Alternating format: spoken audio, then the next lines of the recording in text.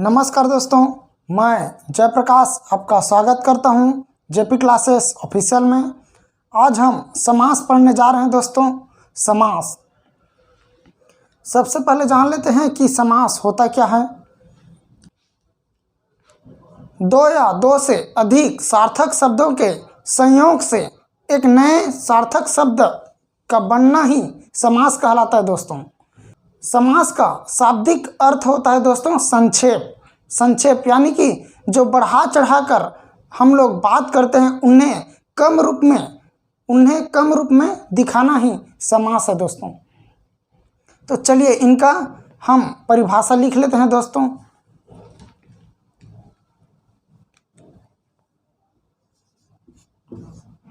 दो या दो से अधिक सार्थक शब्दों के संयोग से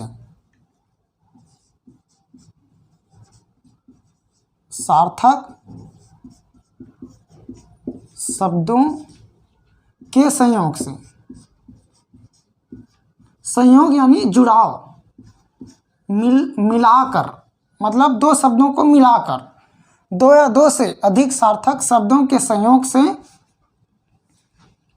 बने नए शब्द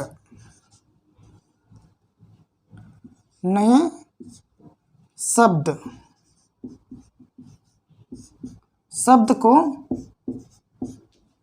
हम समास कहते हैं दोस्तों।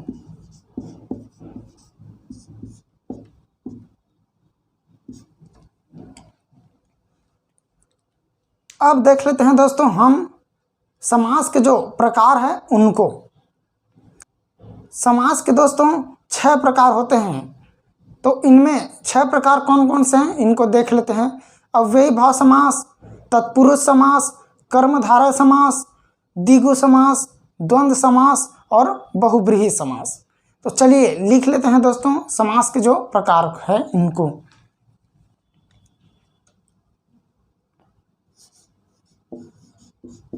समास के प्रकार 6 प्रकार होते हैं दोस्तों।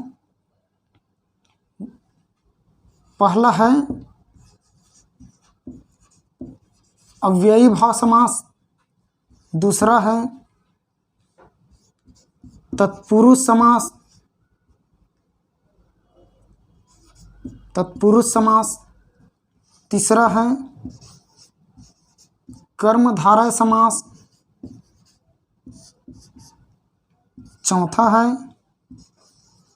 द्विगु समास, पांचवा है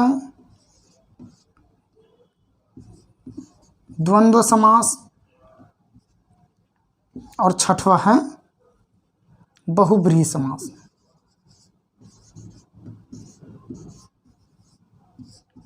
बहुव्रीहि समास ये 6 प्रकार होते हैं दोस्तों समास के।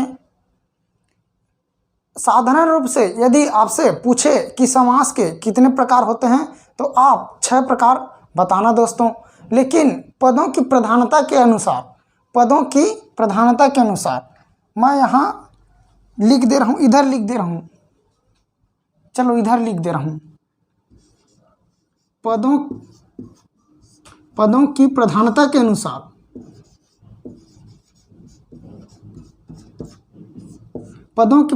के अनुसार यदि समास के प्रकार पूछे, समास के प्रकार साधारण रूप से यदि पूछे दोस्तों समास के कितने प्रकार होते हैं तो 6 प्रकार। ये जो 6 प्रकार है वे। और यदि पदों की प्रधानता, यदि ऐसा शब्द आ गया पदों की प्रधानता, तब जाके हमें 4 प्रकार लेना है दोस्तों। 4 प्रकार, तो उसमें पहला प्रकार आ जाएगा आपका अव्ययी भाव समास, दूसरा तत्पुरुष समास, तीसरा द्वंद्व समास, ये द्वंद्व समास, ये चौथा है बहुव्रीहि समास। बहुब्रीहि समास। तो आपके दिमाग में आ रहा होगा कि कर्मधारा और द्विगु समास कहाँ गया, कर्मधारा और द्विगु समास कहाँ गया। तो बता दूं आपको, जो कर्मधारा है और जो द्विगु समास है, कर्मधारा और द्विगु समास को इसमें रखा है दोस्तों, इसमें रख दिया जाता है, इसमें रख दिया जाता है। कर्मधारा इसमें आ जाता है और द्विगु समास, द्विगु को भी इसी में रख देता है तत्पुरुष समास में। ये है समास के प्रकार अव्ययी भाव समास, तत्पुरुष, कर्मधारय, द्विगु, द्वंद्व, बहुब्रीहि।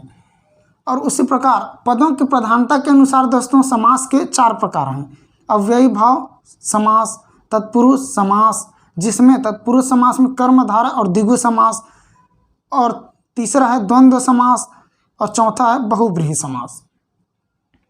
तो अब जान लेते हैं दोस्तों, ये तो समास के प्रकार हो गए, लेकिन जैसे यहाँ तत्पुरुष समास के भी प्रकार हैं, कर्मधारय के भी प्रकार हैं और द्विगु समास के भी प्रकार हैं, वैसे ही द्वंद्व समास के भी प्रकार हैं और बहुब्रीहि के भी प्रकार हैं दोस्तों।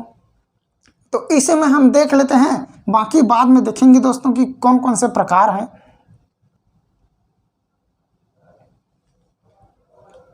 अब देख लेंगे दोस्तों हम, ये जो तत्पुरुष समास है, कर्मधारा है, द्विगु है, द्वंद्व है, बहुब्रीहि है, इसके जो प्रकार है उनको हम देख लेते हैं दोस्तों। मैं इसको मिटा रहा हूँ।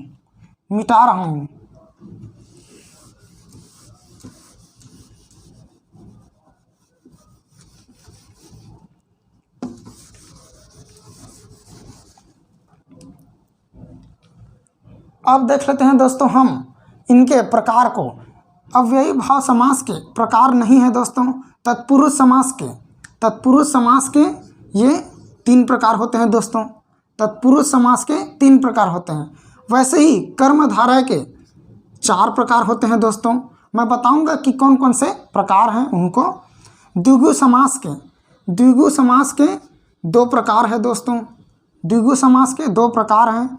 वैसे ही द्वंद्व समास के 3 प्रकार हैं।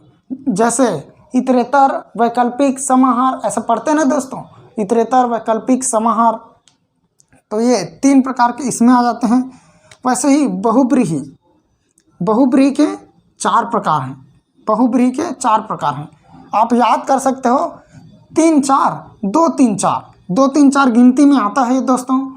वैसे ही 3 4 भी आता है, तो 3 4 2 3 4 ऐसे याद रख सकते हो। अब हम ये समास का विशेषता देख लेते हैं दोस्तों कि इन्हें कैसे पहचानते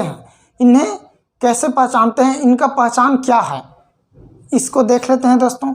जैसे अव्ययी भाव समास को पहचानने का तरीका क्या है दोस्तों, मैं बता दे रहा हूँ।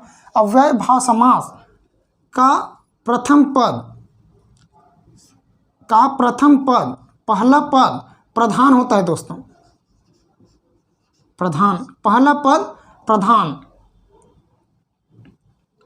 इसी को हम पूर्व पद प्रधान बोल देते हैं। पूर्व पद प्रधान। इसकी दूसरी विशेषता है दोस्तों,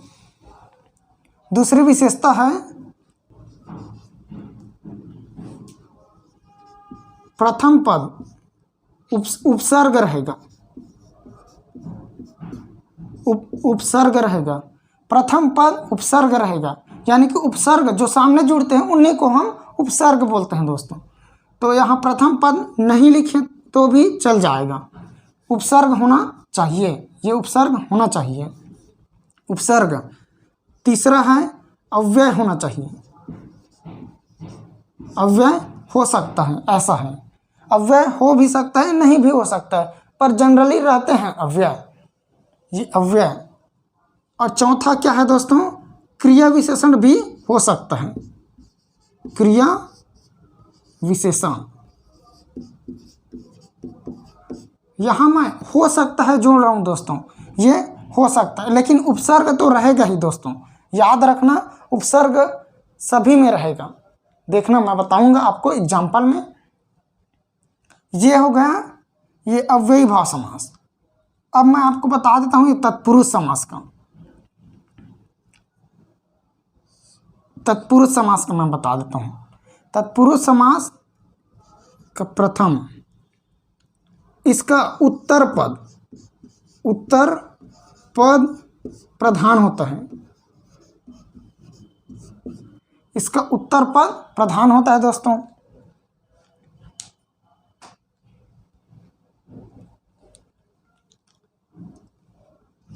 और इसमें कारक चिन्ह का प्रयोग होता है। कारक चिन्ह का प्रयोग होता है दोस्तों। कारक चिन्ह मैं आपको विभक्ति पढ़ा चुका हूँ, कारक पढ़ा चुका हूँ दोस्तों, तो वही कारक चिन्ह इसमें प्रयोग होगा। अब कर्मधारय देख लेते हैं दोस्तों। ये दो तत्पुरुष समास का है। ये देखिए यहाँ पूर्व पद यानी कि प्रथम पद प्रधान होते हैं, यहाँ उत्तर पद वो बाद वाला प्रधान होते हैं। वैसे ही कर्मधारय में देखा जाए तो इसमें विशेषण विशेष से रहते हैं दोस्तों। विशेषण विशेष से रहते हैं दोस्तों। विशेषण विशेष से, या इन्हीं को बोल सकते हैं हम उपमान उपमेय।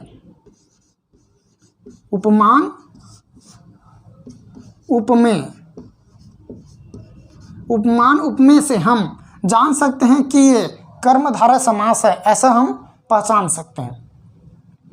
वैसे ही हम द्विगु समास देखते हैं दोस्तों। इधर लिख रहा हूं ना, इधर द्विगु समास क्या होता है दोस्तों? पहला पद संख्यावाची होता है।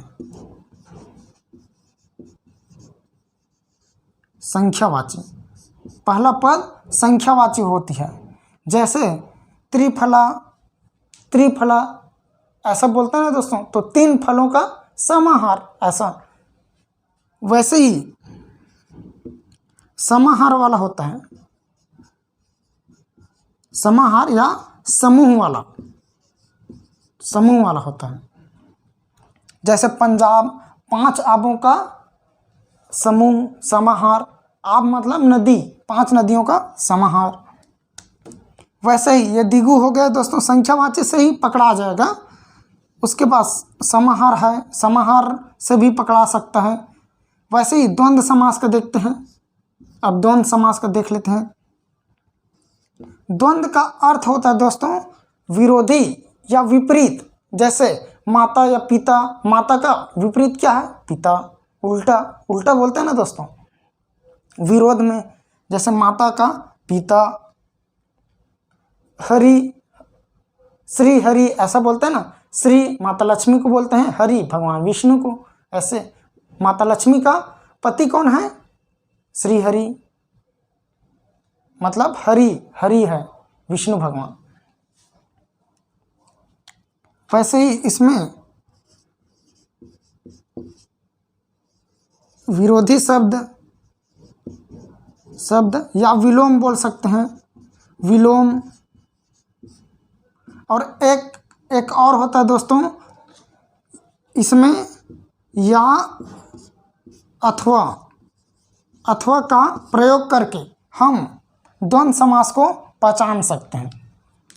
इसको मैं बताऊंगा अच्छे से, ये सभी का अच्छे से मैं बताऊंगा। द्वंद्व समास में एक और याद रखिएगा दोस्तों, द्वंद्व समास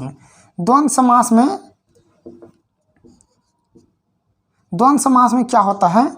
दोनों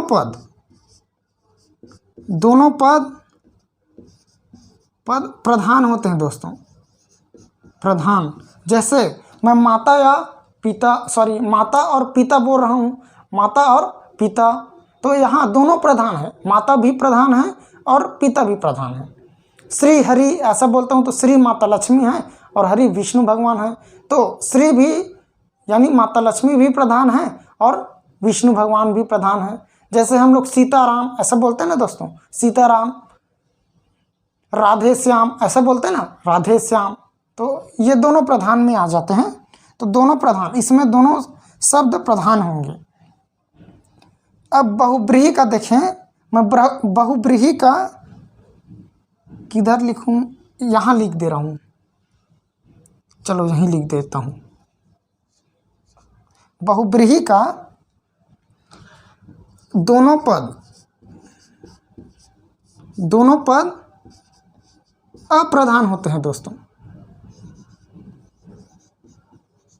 दोनों पद अप्रधान होते हैं, दोनों पद अप्रधान होते हैं। तो ये कैसे होते हैं मैं बताऊंगा। और इसमें तीसरे पद जो है प्रधान होते हैं, तीसरे पद प्रधान होते हैं, तीसरे की ओर इंगित करते हैं, यानी कि ऐसा करते हैं। जैसे मैं आपको बता दूं त्रिनेत्र, यदि मैं आपको बोलूं त्रिनेत्र तो आपके दिमाग में क्या आएगा? भगवान शंकर जिनके 3 नेत्र हैं। वैसे ही पीतांबर बोलूं तो आपके दिमाग में क्या आएगा? पीत अंबर जो धारण करते हैं, यानी कि पीला वस्त्र। पीत मतलब होता है पीला और अंबर मतलब होता है वस्त्र, जो पीला वस्त्र धारण करते हैं, यानी भगवान कृष्ण, भगवान विष्णु, ये आपके दिमाग में आ जाएगा दोस्तों। वैसे ही मैं यदि लंबोदर बोलूं तो लंब धन उदर, तो यहाँ लंब भी प्रधान न होकर उदर भी प्रधान न होकर ये तीसरे को बता रहा है, यानी कि गणेश भगवान को बोल रहा है लंबोदर। इसको देखेंगे दोस्तों, इनका डिटेल देखेंगे, ये विशेषता को आप लिख सकते हो। ये इतना है दोस्तों इसमें। अब हम आगे देखते हैं दोस्तों अव्ययी भाव समास के डिटेल, तत्पुरुष, कर्मधारय, द्विगु, द्वंद्व और बहुब्रीहि का डिटेल देख लेते हैं दोस्तों।